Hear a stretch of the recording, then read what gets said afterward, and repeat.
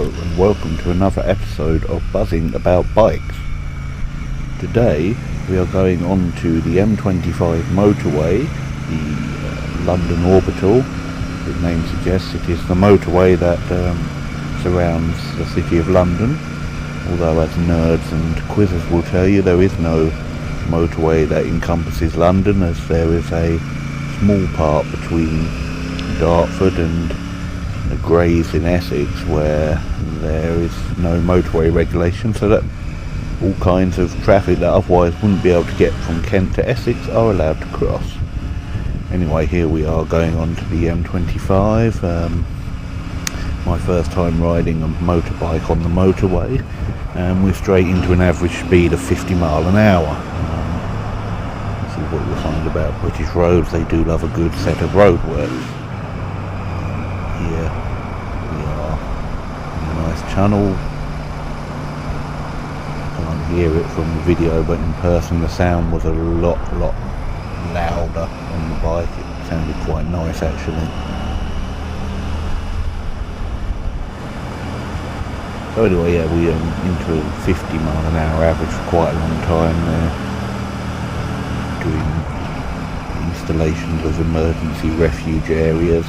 But as is the want in Britain, they'll cone off miles and miles and miles, reduce the speed and then work on about one area.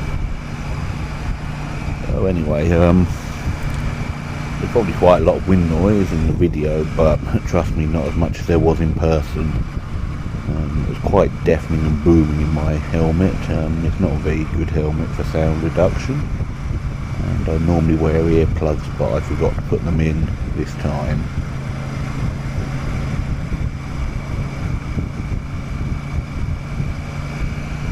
So we're steadily cruising along at 50 miles an hour, no problems. Wind noise isn't as much as it will be when we get up to 70. The first thing I notice is that the windshield is doing a good job of keeping wind off my body.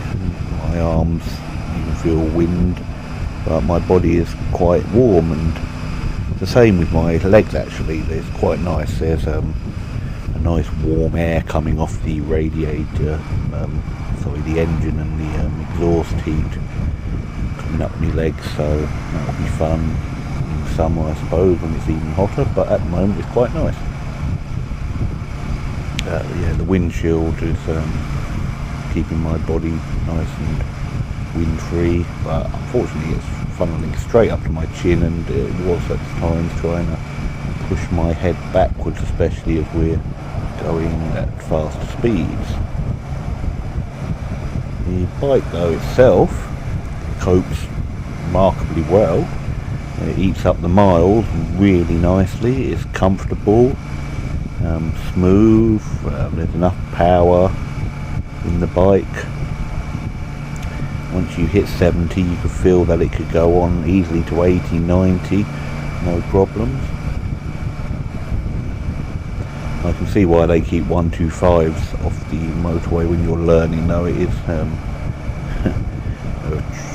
side winds, lorry comes past, you are blown about a bit. I was following a van at one point, and it was the wind coming off it was making it unstable, and it felt like the front was doing wanting to go where it wants as the wind was hitting it. It is an interesting experience riding on the motorway. It's kind of like sticking your head or your arms out the window of a car while you're driving. If you ever done that, you know it's you immediately push back and everything about your body feels heavier, and there's resistance to everything. It's the same with head turning and moving your arms, body, and shifting to do lifesaver checks. But back to the bike, it's handling this road well. We're obviously overtaking endless lorries.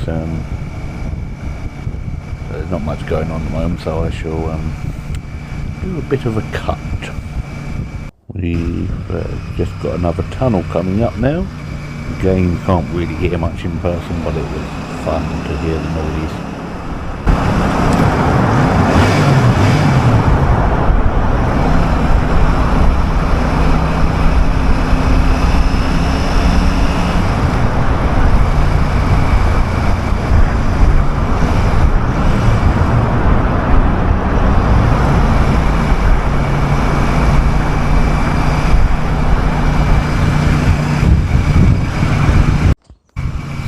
after several minutes and many miles, we've come to the end of the roadworks and we can go up to 70 miles an hour now.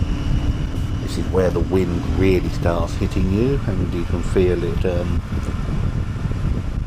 trying to blow you about a lot more, especially when you pass a lorry or a lorry passes you. But we're steadily going on. I wouldn't like to do hundreds of miles a day on a bike like this, but I think if you commuted into London, especially with the many traffic jams that the M25 can present in a car, it would be rather good. Also, if you went over the Dartford crossing, there's always long queues there, you could easily cut them and get home a lot quicker.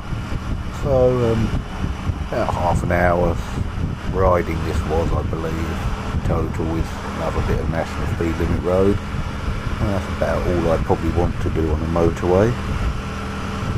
Say if I went to the National Motorcycle Museum in Birmingham, the last time I went I took a car, so we took motorways, but on a bike I'd probably choose as many backways as I could, not least for avoiding being deaf at the end of it, but because it would be a lot more fun. So we're going up a hill here, and there's a nice lot of power, 3 lanes of lorries overtaking each other. That seems to be British motorways down to a T. But we're cruising along nicely, eating up the traffic. We go past the lorry here, we're not blown about too badly, and it's quite surprising. I'm quite surprised that it's such. I thought it'd be a bit more uncomfortable and not as fun. I mean, I'm not saying it's as fun as driving in a country lane, but I'm not feeling like I'm going to die or not enough power to keep up with anything, or when I go past a lorry I'm about to be blown into another lane. But yeah, carrying on nicely, and that sums up this bike. I think it's surprising, it's fun and surprising. It might be a small bike, 650cc midway cruiser, but I would happily do long touring miles on it. That's what they market it as, a kind of touring bike. I don't feel like I need more power or engine cc or a bigger bike. It does everything that I want. It's a nice looking bike, comfortable, cruises along nicely here at 70, don't feel any struggles or strains.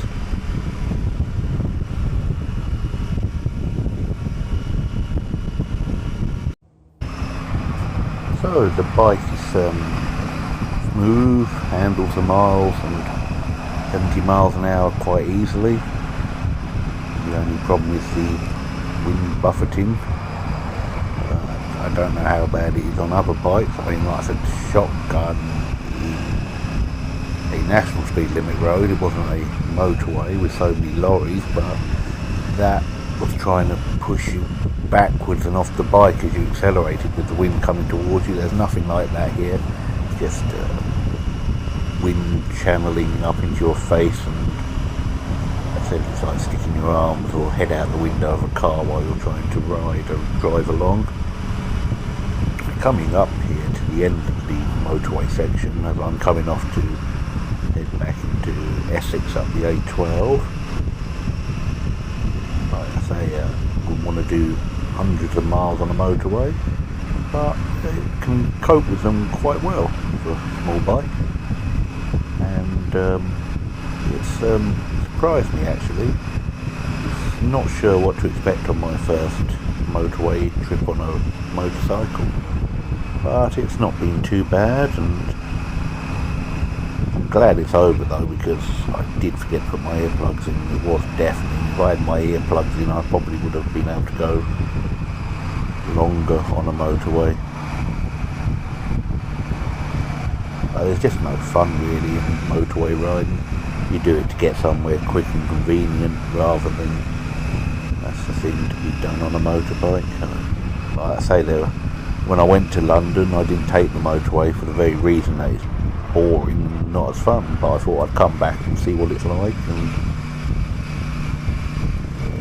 here we go, we're coming off and going round, and we're about to enter Essex, and All I can say is the Royal Enfield Super Meteor 650, every time I ride it I feel more at one with it, more comfortable, I understand how it handles, and I get more and more out of it, which leads to more and more enjoyment. As we come down Slip Road here, we're about to enter Essex, so all that's left to be said is, as always, thanks for watching, stay safe and have fun, and I'll see you next time.